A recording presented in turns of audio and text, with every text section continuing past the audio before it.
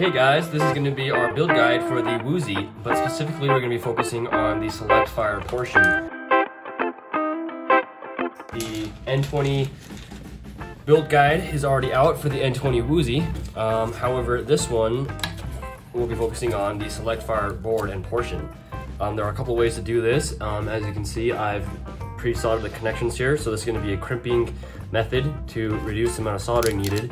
But we'll talk about that when we get to it. So the N20 Woozi has a Select-Fire board option, and we will be installing it from start to finish. So I'll kind of go quickly through the regular N20 build guide because that's already out, and I'll spend most of my time on the Select-Fire board, so that way I don't repeat a lot of what was said in the previous video.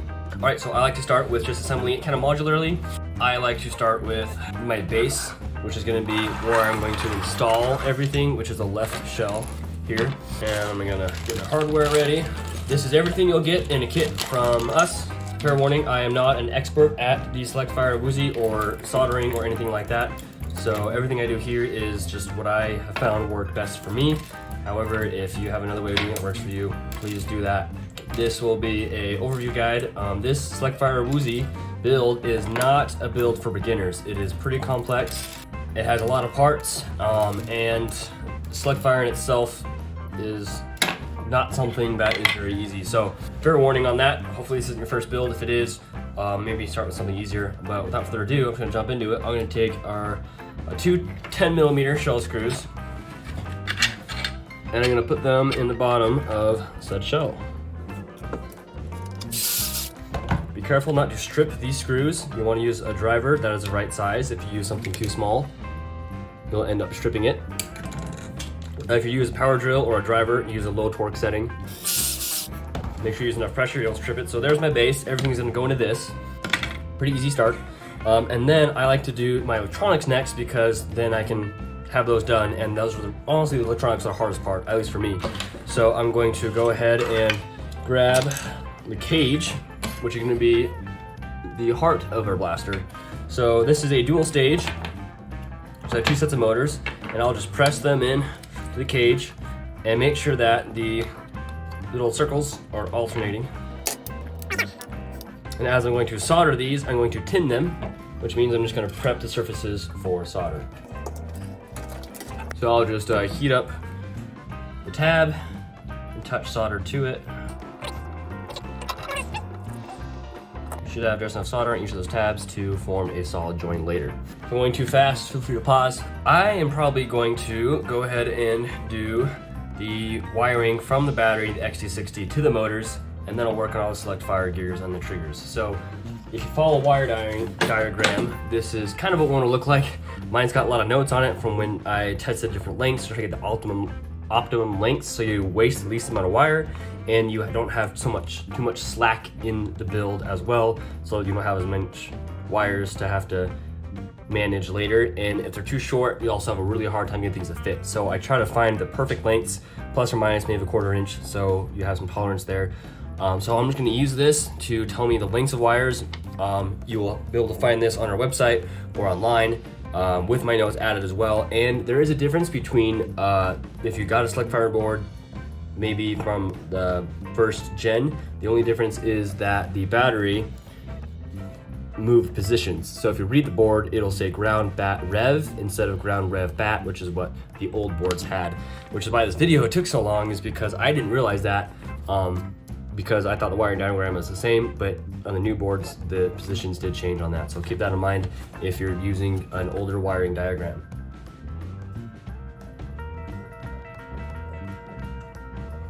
That is good go. So it says on the wiring diagram, it says from XT60 to motors, I want to use for a dual stage. Now if you're doing a single stage, it does change because the wiring of the thicker wire will be shorter, but it does not change for the thinner gauge wire or for the Select-Fire. The wire for the Select-Fire is the thinner gauge wire, and that length does not change depending on if it's single or dual stage. So with that being said, I'm going to use, it says 7 inches of black wire. Then we need 6 inches of red. And then finally I need 2 1/4 inches of red. Okay. With these segments, I will then wire the motors and the switch For the switch, like most builds, you're gonna take off the lever portion. You don't need that, and that is fine. You also don't need this middle tab, so sometimes I like to break this off so I don't accidentally solder to it. Also makes it just look a little nicer when you don't have things that aren't supposed to be there still there. And this is gonna fit right there, and you can see that the tab is gonna be a little bit long, so I'm gonna just bend it forward, give a little more room there for the wires. Perfect. I'm gonna start with the XT60, and it says from XT60 to motors is 5.5 for the negative, which is black. So the negative side, I'm gonna use the 7 inches of black for the negative. Just heat up the connector, insert your solder, strip the end of your black wire, and tin the wire. I am not a professional electrician. My technique might be incorrect. Please use whatever technique you feel works for you. I should say this build can take me about 40 minutes. So if it's your first time, it might take you a bit longer. Once that's dry, give it a tug to make sure it's in there. Now it says XT60 to 21A positive is gonna be your 2 1/4 of red. Tin that guy. I'm gonna try to tin this guy. And then insert. Oops. Okay. Helping hands are not too helpful right now. Nice and solid connection. Give those a firm tug and they shouldn't break free, and you're good. So now to wire the rest of it. Next is I'm just gonna wire the switch to the connector, the XT60, so it's gonna look like this. So I'm gonna come out the top of the 21A switch. So it's gonna come out this way. Now here's a good time to give you a mental note to not forget your heat shrink. Just use heat shrink at every connection along the way, and then I will go back and link the connections on at the very end. So I will tin the wire, tin the tab, and then have the wire pointing out towards the top. Top is kind of arbitrary, but in this direction. Top of the blaster, I guess the top of the switch. Now I know actually for the Select-Fire portion, because I built these before, that this positive lead is actually going to also be the positive lead for my Select-Fire as well. And so the wiring diagram says for a dual stage, I'm going to use 4.5 inches of positive battery, or I guess dual stage, single stage, either one, doesn't matter. And it looks like 4.5. So I've got some pre-measured wire here. For the power, the positive, I like, since I've got green and white wire, and white is lighter color than green, I'll use the white as my red or my positive. That'll be important because I found the easiest way to wire everything is to say that the lighter colored wire is always on the inside, or positive always on the inside, so I don't really have to worry about that. But reference a diagram if you're not super confident. I've got a white wire here, 4.5, so I'll just strip one end, tin it, and I'll attach it to this positive terminal here. Tin and attach, just like that. And then that's it. I'm gonna go ahead and heat shrink that while I'm here. I'm just gonna put the heat shrink on loosely and not tighten it all the way, because if I made a mistake, I wanna be able to remove it later. So I'm just gonna slide on there as a placeholder. There you go. So that's our positive side. Now we need to connect the rest of the positive side, which is our remainder, our 6 inches. And that's gonna come out towards the motors. So I'm gonna have it come out like this. So again, strip, tin, and solder, pretty basic. Tin the wire, tin the tab. This is a nice iron, it's nice and hot. Nice tip on there. And then come out the side, there you go. Give it a firm tug, it's solid. Let that cool for a second. I'm gonna add more heat shrink, as much heat shrink as I can because it looks good. Okay, so the rest of that's gonna go to our motors. And so the way I like to wire it is I'll have, obviously this is gonna be powered straight to the motors. For the Select-Fire, I like to have the wires kind of come out where they need to, the shortest path to the rest of the wiring.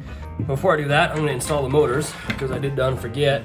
So this is pretty basic. You're just gonna use some Loctite on each of the motor screws and install them. Just put that in the middle of the frame. So a little bit of Loctite, just a tiny bit. Don't want to spill it everywhere. So, and then I'll just put them in again, not too tight. You don't want to strip anything. Once it starts to grab really well, I'll just stop. You don't have to seat all the way flush. That is okay. And do that a whole bunch more times, which is why I like to use a driver for this. Be careful when you do this that you don't press down too hard, because you don't want to damage these tabs on the back of the motors. In fact, it's probably better to do it, holding it up. but I am not pressing too hard, so I'm okay. And this is fun. You guys had a good Thanksgiving. Sorry this video took forever to release. It's just a lot going on. So it's taking a long time to get done this video, but got it down finally. Yeah, Loctite gets everywhere. It's very, very viscous. It's like the difference of liquid super glue and gel super glue. Like you just squeeze that container a little bit on liquid super glue and just squirts everywhere. Also, I had to refilm this entire video because my head kept getting in the way. So hopefully my head is not in the way of the frame this time. If there's a lot of excess, you can wipe it off, but that looks pretty good. And now, while we have those motors fully installed, I might as well install the wheels while I'm here. These are Worker Hurricane wheels. They're injection molded and mass produced, and so sometimes you'll get a few motors that might not be totally balanced, but usually they're okay. It depends on the batch. If your hole in the middle is loose, you'll want to use a drop of super glue on it before you install the wheels. Otherwise they'll come loose, and that won't be fun. So we'll just slide them on. Oh, before I do this, I also want to get a nice little round file and make sure that the inside of this cage doesn't have any burrs on it. I can feel a burr on it from when I just ripped up the supports and didn't file it. So we'll just use a nice little round file. That just helps your darts not get chewed up. And we'll put on the wheels and press them on so they're sitting right in the middle of the cage, right in the middle of that circle opening. Looks pretty good. Do that for all four. If your wheels are not quite aligned right, your shots won't be super accurate. They might veer off to one side. So I want to make sure that these are installed even to each other. So I'm going to look down a couple times to make sure that all the wheels are lined up. Now, if this is painful on your fingers, you can use something to support the backs of these motors and press them on. That's a pretty standard flywheel assembly thing to do. The next thing I'll do is I'll kind of wire it up and kind of guess. So we know that the negative is black. So what we can do is we can actually test the polarity by taking our battery and some wires and touching it off and seeing which way they spin. So what I'm going to do is I'm going to put the battery, plug it in, and be very careful not to touch these together and see which way they spin. So if I do red on red and black on not black, it needs to spin this way, the wheels. So they should be spinning they should be spinning this direction. And they are, that's the correct direction. So when I wire it, I want the red to be like this. I'm gonna wire the black first, just because it's longer. It doesn't really matter which one you do first. So, remembering the orientation of the cage, I want the positive to be on the red, red, not red, not red, red, and the black to be opposite that. I have it wired where I want the negative to go straight from the battery to the Select-Fire board. So I want the end of the black wire or the negative wire to be on the bottom left corner here, and I want to start on this top corner here. I want to make sure that the negative wire comes out first from this top left motor, and the rest doesn't matter because we're going to connect it in later. So we'll go like this, boom, boom, boom, boom, like that. I hope that makes sense. Hopefully this isn't your first wiring project. So I'm just going to start with this motor here and then just snake my way across. So strip, tin, solder, tin, and then we'll solder to here. Okay, make sure that's right. We're going to go like this. That's correct. Keep up the pattern so it ends about here. Just going to mark that with my fingernail and then strip that segment here. My hair might be in the way for a second. Strip that. And then just peel that wire away, or that insulation away. There we go. And then again, I'm gonna twist it a little bit so it doesn't come off. Oh, it isn't hairy on me. Pin, solder. Now I like to solder on the side of the joint, so that way if I pull on it, it'll go into the motor, not away from the motor. If I pull it, so it's gonna be sitting like this, so if I pull the wire, it's gonna be pulling into the motor and not away from the motor, so I'm much less likely to break that connection if I am worried about that. So then just wire the rest of them, same thing. So I'm gonna bend it over so I can see where the crease is and then strip. Okay, and then tin, and then solder. And last connection here, I'm gonna go on the back side, so when I pull the wires, it pulls again into the motor. So I'm gonna bend it, find my joint, tin, solder. As you do this, try not to make sure you don't touch your motors because they're magnetic against any of your screws because they'll get stuck. So that'll be that, and then it should sit with just enough clearance to get your battery in when you do it. So we know that perfect length there. And guess what? I did forget my heat shrink. So I'll go and add that later. So I'll just unsolder that and solder heat shrink in on the end. And then next we'll just do the rest for the red. Now I know that I can see that the motor tab closest to my red is gonna be here. So I'm gonna start here, snake around and end here. So I'll just do that now. So again, strip, tin, solder. Try not to melt that wire, but it's pretty close. So then I know it's gonna end about here. Give yourself a little bit of slack so there's not a lot of tugging in the wires. As you can see, if I pull the wires, they wiggle. That's just to prevent the vibrations from potentially wearing out your connections. Strip, tin, solder, again, going on the side of the motor so I don't lose my connection. Okay, and then I'm gonna wrap it around, and I'm gonna mark, leave a little bit of slack, mark, strip, twist it a little bit, tin it. Now, if you're doing a single stage, you could do less wire. It's about, I believe it's 1.5 inches less, but check out the wiring diagram. I should have the lengths on there. And the last one here, I'm gonna go on the inside of the tab, so again, it doesn't pull away from my tab. Strip, tin, solder. Beautiful joints there. Nice and strong, go and pull. I didn't forget my heat shrink. That should sit with just enough wire that we can actually wire it around. Look at that, that's perfect. These wire lengths make me so much happier, so much more efficient, don't have to worry about extra slack. Now, what I'm gonna do right now, since I got my main power, that's enough to turn your flywheels on and off, and then we can wire in the Select-Fire later. The last thing we need though, before we can call this section done, is I'm going to wire in the negative power for the Select-Fire board, which is gonna be 3 3/4 length, which should be this length here, yep. So I'm gonna take 3 3/4 inches of whatever I'm gonna use for my negative wire, strip, tin, and solder it to the battery terminal because that's already connected straight from the battery.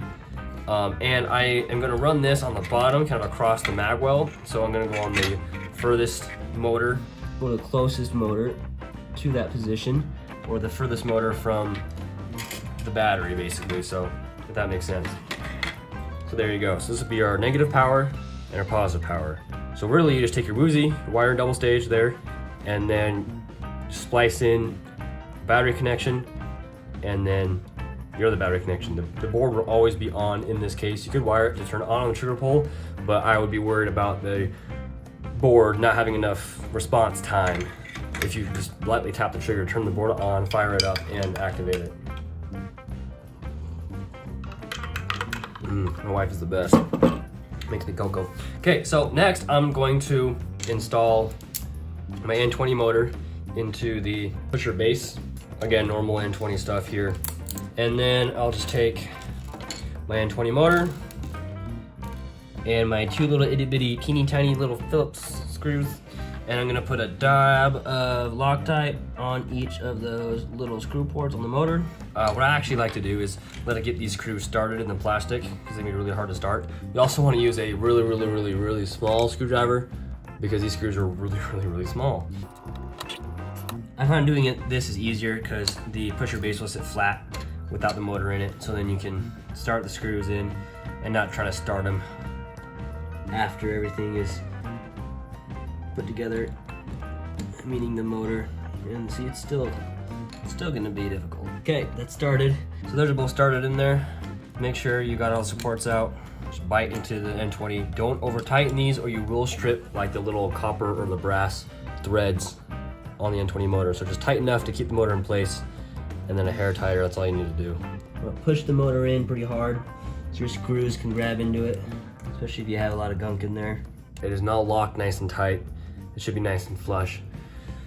Okay, so yeah, make sure your holes are deep enough. Okay, so now I can put the Loctite away and not risk spilling it.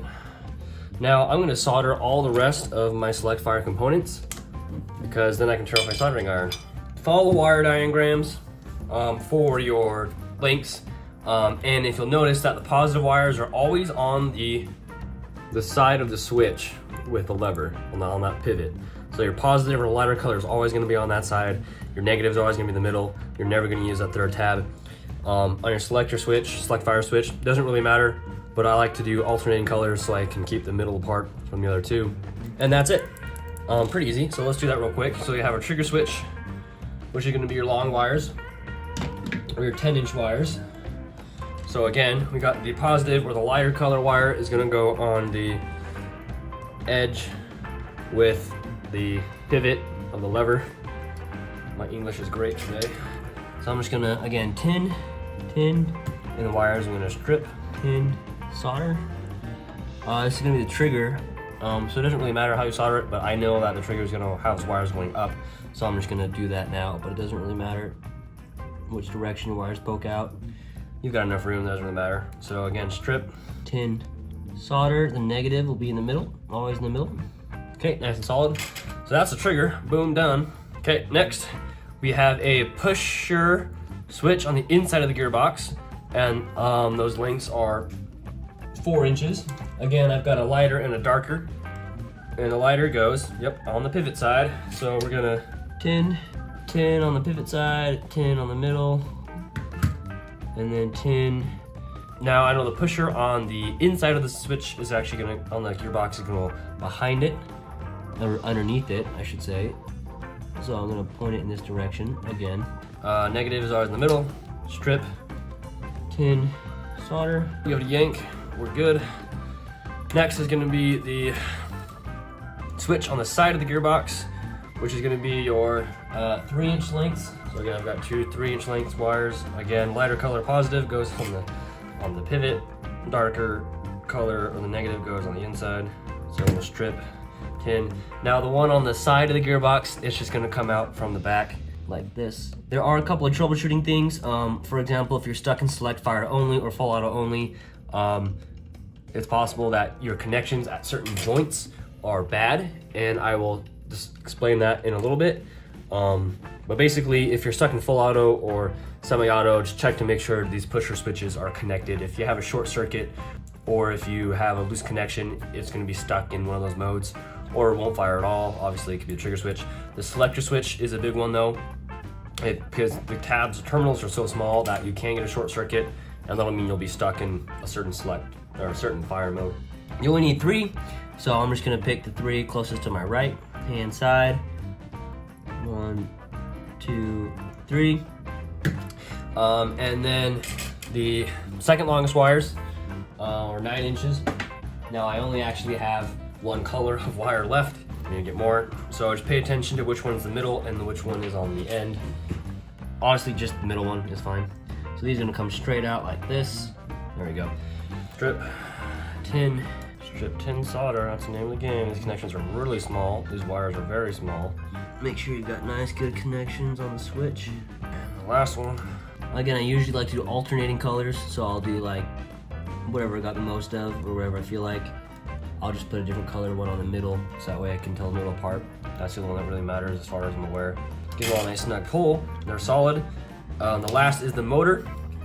You do have a positive side on the motor, it doesn't really matter though, but for consistency's sakes, I'm just gonna follow the wiring diagram. So for the N20 motor, you'll have 4.5-inch wires. So same thing here, the lighter color one, which will be my little light blue one, is gonna be positive. So I'll tin both of these. Positive on this guy is labeled on my left, or as a tab on my left, so I won't do that. Tin. These little guys are a little bit annoying to solder sometimes. Sometimes it can be difficult. That's why my tip is this dirty. Solid. Next. Give them all a little tug. That's all the soldering. Could keep your iron on though in case you break a joint. Now is the fun part. Otherwise you do twice as much soldering. I'm gonna crimp all these connections. So we'll need 13 pins, and you'll need 5 double pin connectors and 1 3-pin connector. And if you know anything about crimping, you're just gonna strip about a 1/4 inch off the end of the wire. Give it a little roll. You're gonna put the insulation into the pronged area, and then I like to squeeze it with my fingernail and then pinch it shut just to hold it enough so it stays on like that. Okay, so you see how the solder or the insulation is on the winged area, not the flat area. And then you just take your crimpers And you can notice how these crimpers have a step where they crimp more on one side than the other. So the side that crimps more you want on the wire, not the insulation. And then you'll just line it up, give it a little crimp. There you go. Faster than soldering. Now this crimper isn't very good, and it actually crimps it too much, and so it makes it a bit wider, too wide to fit into the connector. So I have to take a pair of pliers and kind of squeeze it back down. These are like $5 crimpers. Get higher quality ones. Now, if you don't have a crimper, don't want to get one, you can just solder these connections straight up the board.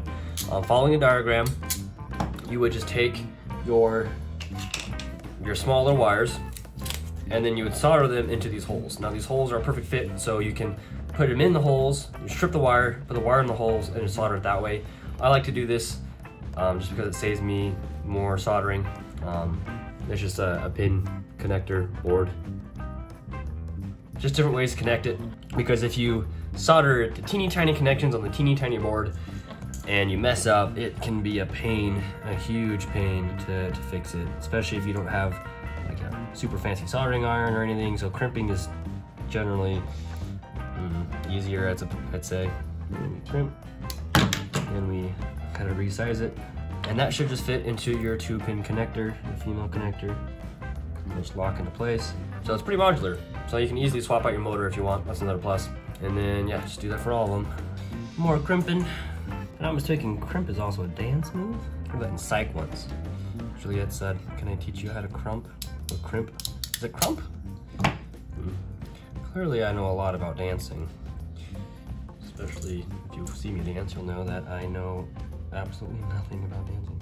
You guys can watch me do this. It's actually pretty boring. Except for when you do that. And you mess up.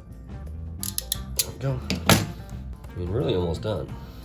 Especially with this method, it's just crimp and then plug and chug, and you're done.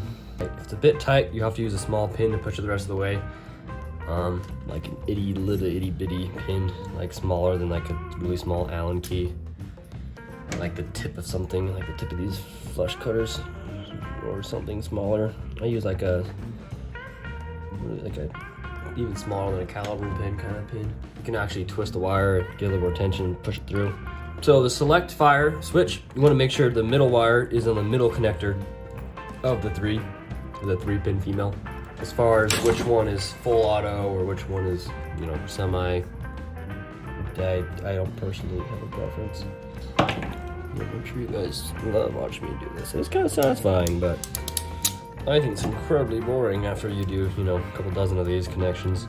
But when I first discovered crimping, it's like, wow, I never want to solder anything ever again. Now, I guess if you were really good and you had a little itty bitty heat shrink, you could heat shrink these connections as well. Helps you prevent from shorts and makes the connection a bit stronger. I don't have any smaller heat shrink, and I feel like it's not really necessary, but maybe I'll look into that. Because it'll just be a little extra added quality of life kind of thing. Make the connections a bit more fancy, I suppose. So this is one side. This is the middle. Make sure the middle goes in the middle. There we go. And then the other side. The crimper kind of destroyed these little connectors. Next, almost done. Yeah, so for this board, all you do is, you know, you take your little pin connectors, you break them off for the size you need, so 2s and 3s, and then you just plug them in, solder the backs. Easier than soldering wires because you can actually lay it down and just do kind of a set at a time.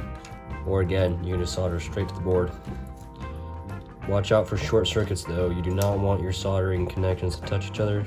I'm using, braided stranded wire. So you can watch out for the little hairs of wire touching each other and getting your short. Usually it's not too bad. You just definitely don't want to short, like, you know, in power, and they'll be, you know, stuck in a certain fire mode if they do short out.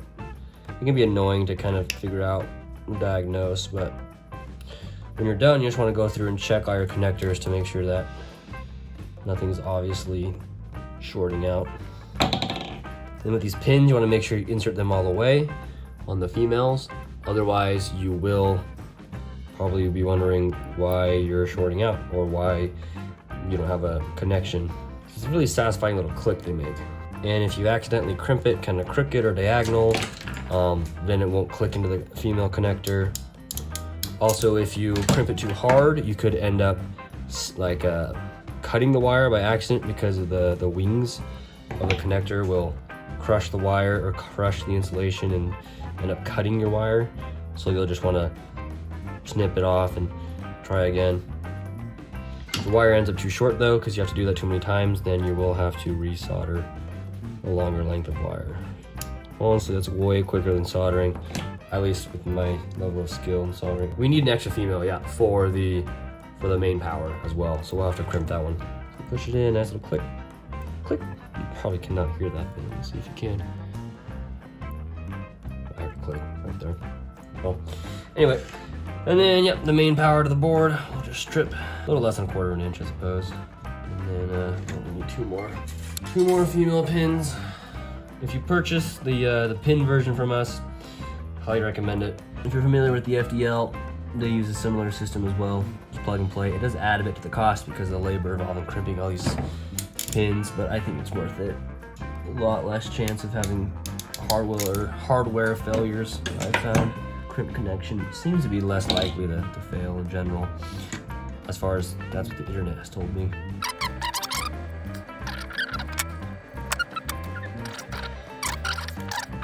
All right, that's it. So all I need to do now is put her together. So,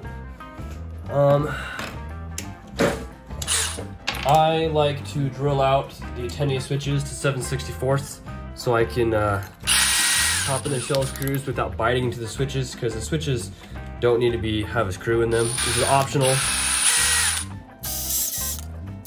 It just makes the switches attach to the shell instead of the screws through the switches.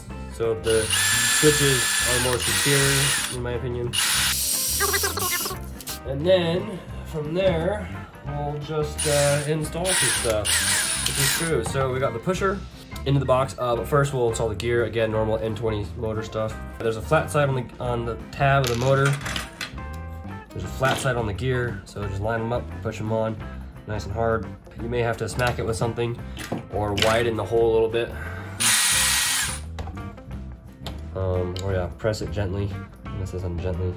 Yeah, I'm gonna have to tap this one a little bit or press it on nice and gently. So we're just gonna do a little rap, tap, tap. Pushing is better than tapping. If you can push it on, that'd be great. Tapping it can damage the motor, but I'm gonna try to support it as best I can. Okay, I'm just gonna put my body weight into it and press it on. There we go. That's a bit too far. We don't want it to have the middle stem to be sticking out above the wheel or the gear. So I'm gonna slide something in there and pop it up just a hair. Try this pick gently, get underneath it to pry it up a hair. Yep, perfect. That is perfect right there. And then the switch on the inside of the gearbox, inside has 4 inches of wire. So it's not this one, it is this longer one. And that'll sit just like this with the wires down. Okay, then you got two 10 millimeter screws. And then we can put in our pusher and then our cover. And we can put two 6 millimeter screws, the shortest ones, in the top to hold the cover closed. Don't over tighten these, the pusher still needs to be able to move. Keep them just barely touching the surface. And then the side switch will just go on the side with the arm facing the way it does, facing up with a lever. Again, 2 more 10 millimeter screws. All right, that's it for the pusher assembly. So next I'll do the switch and the Select-Fire switch. So Select-Fire switch that sits in the housing, the trigger switch. It goes in this orientation, normal N20 Woozi stuff. Again, 2 10 millimeter screws. This will also hold in the selector or Select-Fire switch as well. Before I forget as well, we'll take our trigger. I'll do that now. I like to squeeze the wires together so the spring has less of a chance of popping off. Again, normal N20 stuff, normal Woozi stuff. And then we'll do a 6 millimeter screw just in this hole. I like to use the furthest from the front. So then we have the trigger. That'll sit in front of those 2 wires there, and the 2 wires will sit on top of the frame like that. And then we'll connect the trigger spring through all this wire stuff, so that way the power is above the wire, and then those are, so that's above, and those are below. And then the switch will just connect with two 12mm length screws, which are your longer shell screws. You should have 4, but really need to use 2, and this is where to use them. Get a couple extras, just in case. Just a couple of threads, all you need. Basic N20 Woozi flywheel stuff. And your trigger should rotate just fine, perfect. Okay, now it's just a plug and chug for the rest of this stuff. We will take our Select-Fire board. This is the pin connector one. Now we'll plug in the wires, making sure we pay attention to the polarities. Now if you wired it the way I did, you will have all of your light colored or positive wires facing the inside and down, except for the battery, which is facing to the right. So the inside, I guess, would be here. And so, for example, we'll have the motor, which its positive wire is this blue one, is facing down. And make sure that all your connectors are fully seated when you plug it in. There you go. All right, so then our switch, I like to put the motor like in the middle. So the switch on the side is gonna go on the top row of the bottom 2 with the positive facing in. Hope you guys can see this, but maybe not. Then the switch on the inside is gonna go same over everything, and then lighter color on the inside, which is the blue. And then the power is just gonna go straight in with the positive side facing to the right, which is a lighter wire facing to the right. And then you have your, trigger, goes on top right, around everything as well. So I like to have the motor in the middle. And then, again, the lighter color facing to the right. And then the selector switch will just go on the very top right corner. Kind of crazy in there, but it should fit and tuck in nice and pretty if you made your wires long enough. Perfect fit. So that'll just fit in there with the gearbox like that. As you can see, you've got all your wires going over the top of, for like the selector switch and trigger switch are going over the top of the motor, and the rest are going underneath, nice and tight. We'll see how that works, and we'll take a 6mm screw to install the pusher box onto the shell. Make sure wires are right. I'm gonna take my wire channel and kind of line it up to see if the wires are too short or too long. They are a perfect length. So with that being done, we will then put the pusher box in with the 10mm screw in the back. And then we'll just put the rest on here. So we got our, gotta install the cage with more 10mm screws. The cage sits all the way to the rear. So when you put a screw in, make sure you push the cage back to the top right corner. Line up the holes. Make sure everything still functions, like the trigger. Really don't need all 5, 3 or 4 is good. But it was designed to take 5, so we'll just use 5 right now. And then we can do our wire channel with 6mm screws in all 3 holes.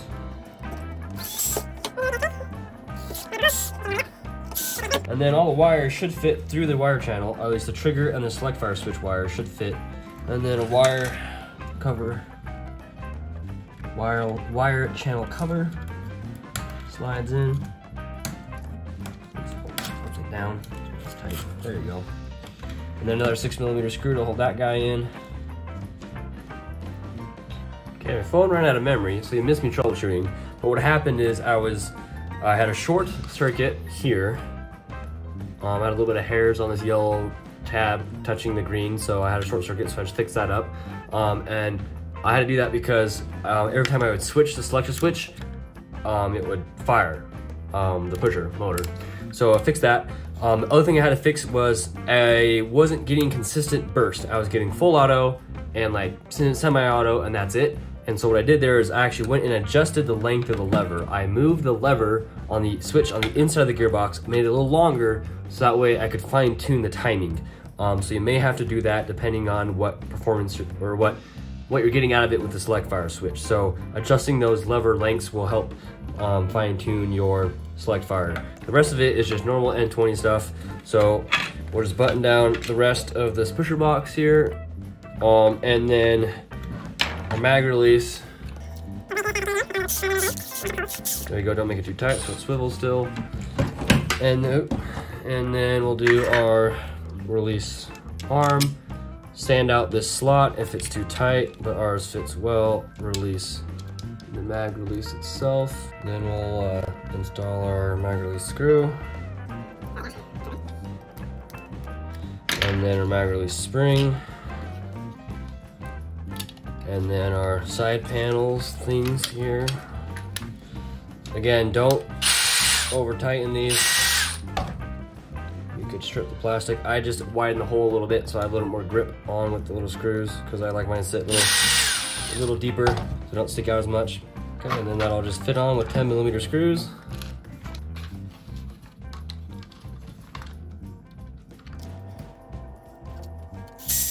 So we have the shell, and then I just like to test it as I go to make sure that it hasn't broken. Since I put together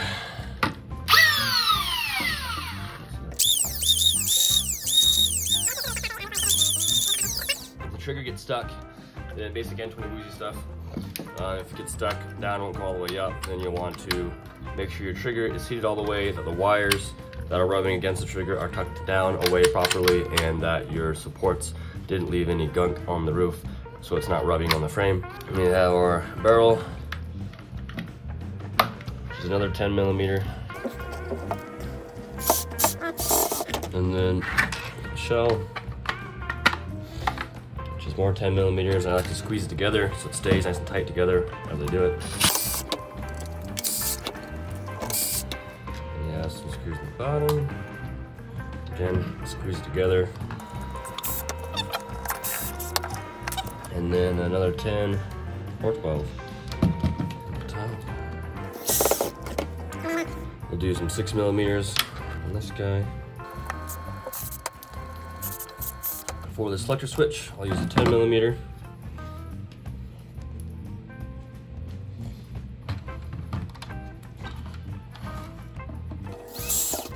Make sure it still pivots. We have our other handle scale. And then test it one last time, make sure it works still.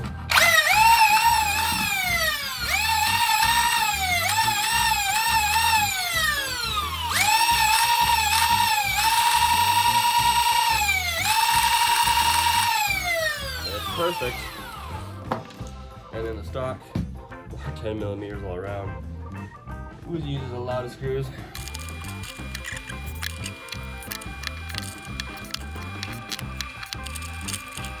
And then for the battery tray, just sits in there like that, and then thumb screw, squeeze it nice and tight to cut the threads into it. There you go. That is Select-Fire Woozi. I'm just gonna put some rounds through it, make sure she works nice and pretty. Battery in. All right, we'll start with semi-auto. Burst.